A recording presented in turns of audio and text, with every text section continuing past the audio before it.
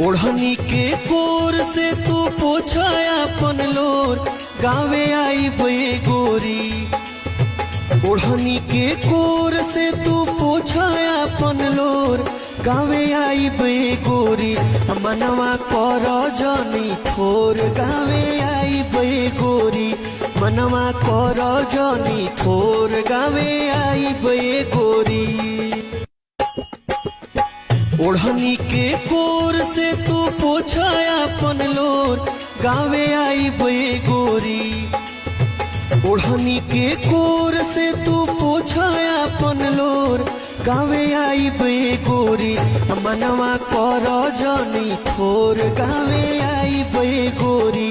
मनवा कर जनी थोर गावे आई बे गोरी। ओढ़नी के कोर से तू पोछाया